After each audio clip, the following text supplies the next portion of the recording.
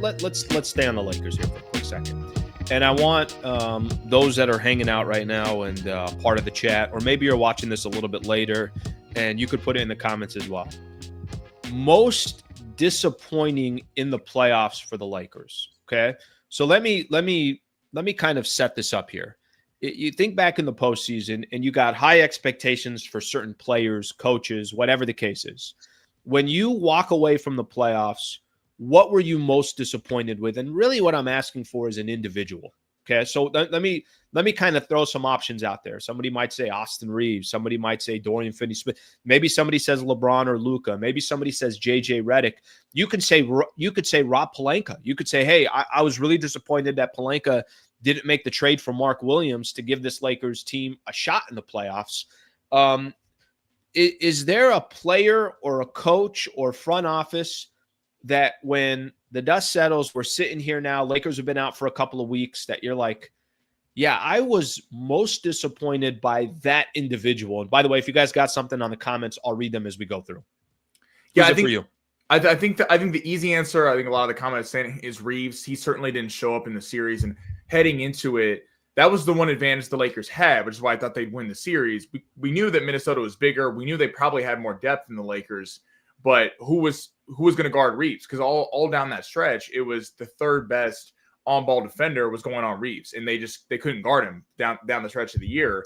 And that was kind of the Lakers, in my opinion, what made them so dangerous. They had three elite scorers. He was hurt. I know it came out. He had the toe injury. Yeah, it kind of seems like it always happens, but it did. To be fair to him, it did look like he was bothered by something because he was never right. But I think you made a good point about Pelinka. Like, I can't kill Pelinka because he got Luka Doncic and he got Dorian Finney-Smith in Rui Hachimura in years past. Like, he's pulled off a lot of really good trades. But the Mark Williams thing, it felt like they were excited about Mark Williams, and then all of a sudden the public reaction was, "Wow, you gave him Dalton Connect," so then you send him back, but then you don't even play Dalton Connect in the playoffs. So you basically just it's like if you were going to do that, why don't you up his value to try to trade him in the offseason? Clearly that hurts his value, the fact that JJ Redick and the staff doesn't even think he should be playing when the Lakers can't hit a shot from three. I mean, the entire series, they can't hit anything, and your three-point sharpshooter who's 22 years old is sitting on the bench, and you won't give him any run because he's that bad defensively. It feels like you kind of shot a little bit of his trade value. And, yeah, if Mark Williams was there, who knows what would have happened. Okay, so and I'll look at the comments here in just a second. Let me just I think everyone can get a little bit of blame. If somebody sits here and says, hey, the most disappointing player in the playoffs is Austin Reeves, if that's where people want to go, I got no argument there. I get it. I understand it. If you want to give him a little bit I think Minnesota did a phenomenal job on him. I think, the combination of using bigger players, we've seen this before. We kind of seen it against some teams out there that had bigger, younger, good wingspan. Some of those 3-and-D guys, they're like, put that guy on Austin Reeves. They can make his life a living hell. And that doesn't mean Reeves isn't talented. It means that teams kind of figured be physical with him. Don't let him get downhill. Like, there were ways to guard Austin Reeves. But if people want to say it was Austin Reeves, I completely get it. Dorian Finney-Smith. I don't know what to tell you guys. And I'm going to talk about Dorian Finney-Smith in a little bit. That was actually a big part of the show today that I'm going to hit on. Dorian Finney-Smith, I was highly disappointed in. I was. I don't think Finney-Smith was nearly as valuable as I thought he was going to be in the playoffs. Mm-hmm. Lakers needed Dorian Finney-Smith to be 12, 13, 14 points a game. They needed him to be locked down. They needed his energy. They need this. I didn't really know what I was going to get for DFS. He was getting minutes, but he was getting minutes almost because there just really wasn't that many other options. To that point, were you surprised? I was surprised that Jared Vanderbilt didn't get, when Edwards was going off in a couple games and then McDaniels and Randall. I was surprised he didn't just get stuck out there. Like, you're taking Edwards. I don't care if you fell out of the game. You're giving him hell all night, considering Dorian Finney-Smith wasn't playing that great in the series, but JJ Steven kind of put him out of the lineup. Okay, so that's going to kind of lead me to where I'm going. So you can make a case for Reeves. I think you make a case for Dorian Finney-Smith. I don't know of all the Lakers you could say Luka or LeBron. I don't see it, and if somebody wants to say Luka was the most disappointing. I'd argue against that. If somebody wants to say LeBron was most disappointing, I'd argue against that as well. I think your point about the Pelinka piece, the reason why I don't say Pelinka was most disappointing, I think clearly the roster is flawed. Yeah. But I also think based on what happens this summer, I feel like there's still a little bit of, because if he's able to use Dalton Connect and able to use a draft pick and maybe able to use, Rui Hachimura, and now all of a sudden you got the big that you need and you feel like this is the right guy, then I can't fault him for that. But if they come out in the offseason and you don't really feel like they improve the roster that much, or they got bigs, but they're not the bigs that you feel like make sense for the next couple of years, then I'm probably going to lean a little bit more towards you. Yeah. Go ahead. No, finish. Oh, no. And to that point, kind of what I was saying about Connect, like, look what the Warriors just did. Kerr didn't play Kuminga all year, and he was forced to because Curry got hurt. But Kuminga looked great in games 3, 4, and 5. I mean, he played really well. So that in the offseason, people are looking at Jonathan Kuminga going, that's a trade piece for the Warriors. Now, I think the Warriors are very flawed, but they knew they were going to lose that series. They just let him run and let him get a bunch of buckets and going, look at this young guy that could really be good. Maybe not on our team. We're going to get pieces back. It feels like Connect was really kind of one of the hot young rookies. And then I get it. It was weird with the trade coming back. And JJ said that thing about how he had to get his head right.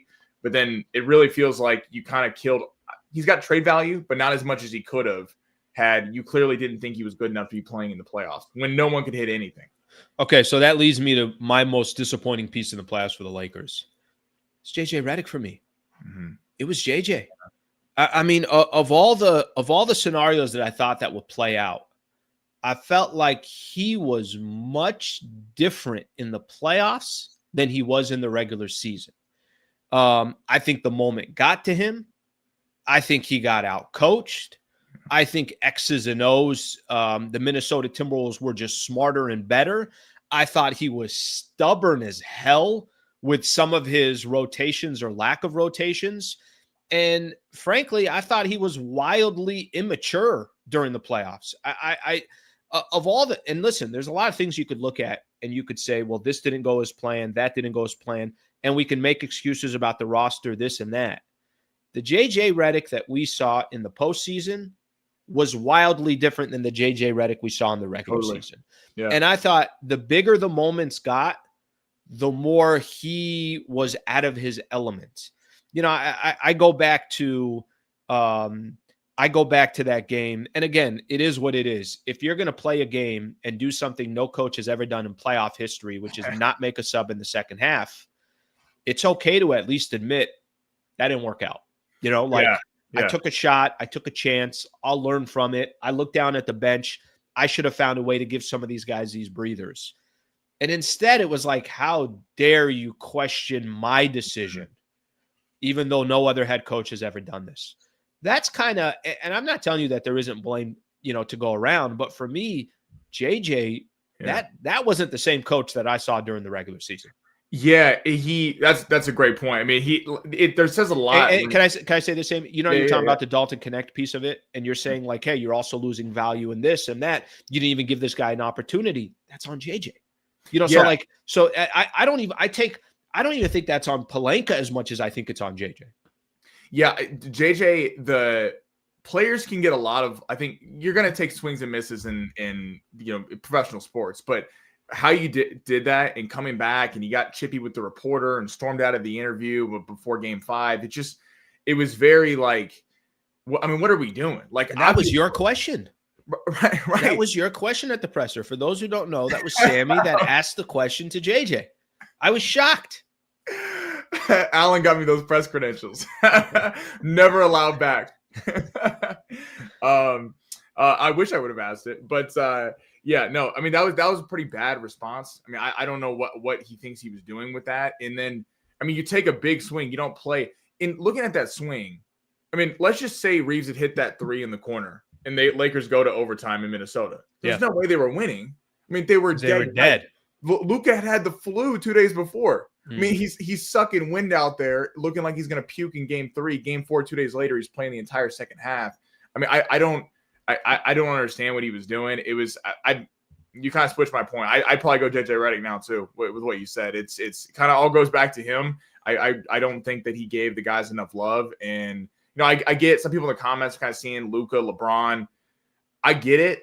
Luka it's hard. Like, yes, it's frustrating when Luka's not in shape and you're like, dude, like why are you're all-star NBA player, but you need to be in shape. But at the same time, he's having like 38 points a game with the flu and all this, and no one's coming back to the ball to help him. That's where like JJ Redick, like you were a shooter. How are you not helping when Luka's crossing the half court line, getting double teamed every time, and no one's coming back to the ball? How are you not calling a timeout going, you need to help him out? This whole pick and roll stuff that they were doing once they crossed half court just was not working like it was in the past. There were no adjustments whatsoever. And to your point, he looked lost. When it got to the fourth quarter, he looked like it was LeBron coaching the team and Luka versus him, and he was just kind of a passive reporter or sideline. Yeah, okay. Let me look at some of the comments because we'll let some other people kind of react to this. I was thinking about this. I think it was yesterday. I was like, all right, let me if I had to, I'm not gonna. I know this is very sports media thing. It's like, oh, you got that blame pie. What percentage does this guy? I'm not going to do that. But in my head, because listen, when you lose a series 4-1, that's not on one person's back. Everybody's got something to do with that. And give them again, like I'll say this again, give Minnesota credit. But I think it was the most shocking thing to me was seeing JJ so out of his element, flustered, not really sure what to do. Decisions that he was making, like you said, Jackson Hayes was good in the regular season, helped the Lakers, had lobs and Luka, whatever that connection was. Well, it doesn't matter when you're not getting any I'd rather have, we saw this with Steve Kerr. And I know Kerr was kind of forced to do this because Steph Curry was out. There were playoff games he was playing 13 guys. Yeah. Guys, this isn't working. I'm going to try something different. Hey, this isn't working. I'm going to try something different. This isn't working. Any spark. This is going to sound dumb. And I'm not telling you that this is, going to be the difference of the Lakers beating the Minnesota Timberwolves. Why not play energy guys like Jordan Goodwin? Why not? Why not? He was good in game 3, I believe he got in. Why not just put guys that the last thing you're going to have to worry about is effort or fatigue, or maybe he's probably fresher than most of the guys on Minnesota that they're using because he hasn't been used yet. They only play 8 guys too. I thought it was the wrong decision not to put Trey Jamison III on the roster. That's another guy that I would just say you can give him 8 to 10 minutes and just see what happens. So I think from top to bottom, the Lakers had issues. Let me look at a couple of these comments here. Yeah. JJ thought he could turn off fatigue in NBA 2K25. I think he did. I think there's some truth to that. All right. Thank you very much for watching the clip. Just want to give a shout out here to one of our partners, the Wallace Firm. They are official injury attorney of the Sliwa Show and Hoops Talk, the entire channel. If you are ever in a need, and I hope you're not, but some type of serious injury with yourself or a family member of yours, I would like to personally help you by introducing you to the best in the business, Brad Wallace and the Wallace Firm. Also got a URL out here that you can use as well. Just go to wallacewins.com/Sliwa. Thank you for their partnership, and thank you for being a part of the Sliwa Show.